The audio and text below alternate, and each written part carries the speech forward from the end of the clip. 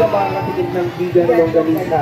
At hindi mo na kailangan pa pumunta ng vegan. Correct. Para matikman mo to dahil pinala ng mga kapatid. Dito lang sa MCGI Convention. Yes, merong vegan longganisa. Dito tayo pumunta doon. Salamat sa Diyos sa mga kapatid sa vegan. Ito, sa masarap dito. Meron din silang tupi. Yan, tupi. Yan, strawberry. Galing pang Baguio yan. Baguio.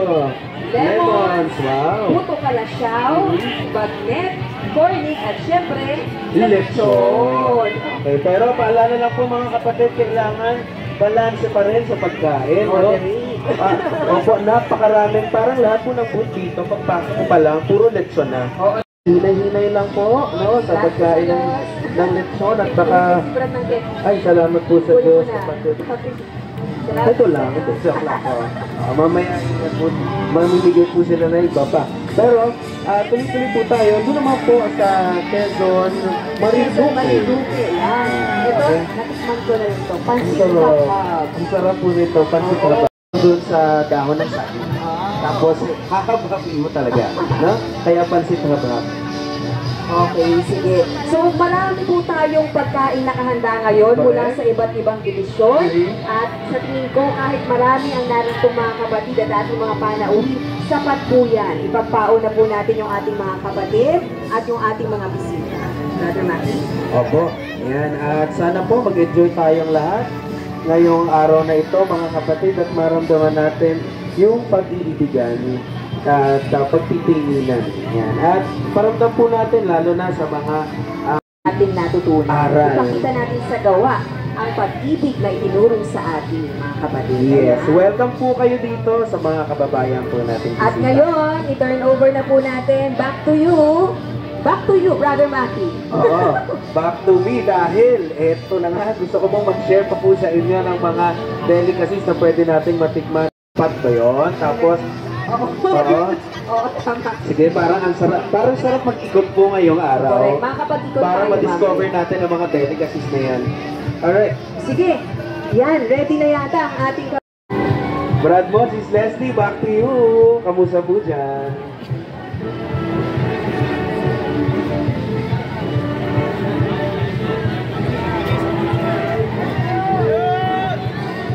Ayan.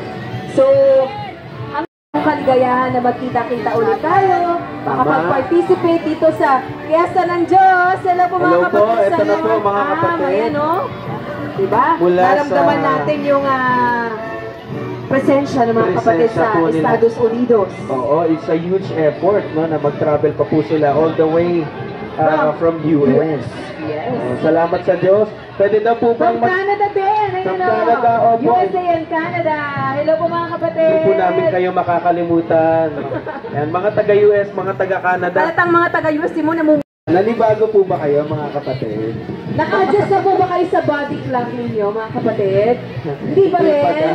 Ay, naku, yun ang mahirap. Mga kapatid, isa daw pong sigawan na may palakpakan. Panahon na ito, kung ang mga ibang tao ay abala sa ibang bagay, tayo awa tulong ng Diyos, naabala tayo dito sa Fiesta ng Diyos.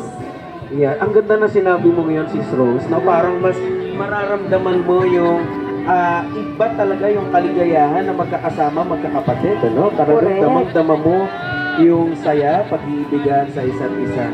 At eto na, yung medyo nabiting kanina, tawagin na po natin ulit, Brad Mon.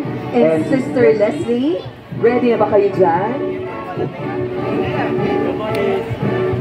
Sino po pangalan niyo?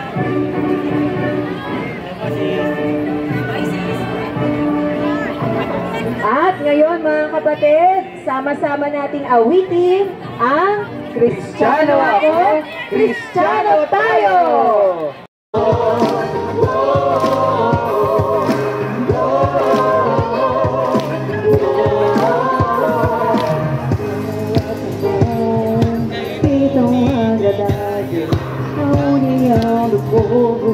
Sortudo e amável, grande amor, a nação é unida, anuncia Cristo e sua doutrina. Cristiano ako, Cristiano tayo, pagmamahalan natin patunay ito.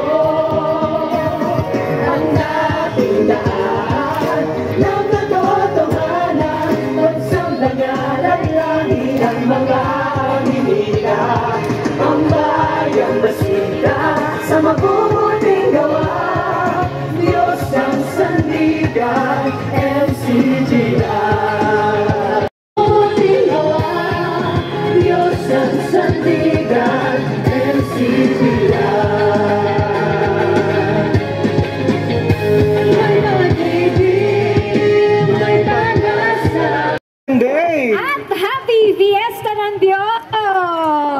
Salamat po sa Diyos kay Kevin Opolensya. Brother Vin Sarceda.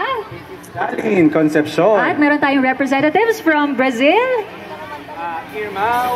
Irma. At Irma Mariana Dalia Maria. Opo. Po sa Diyos. Hello po mga kapatid! Opo!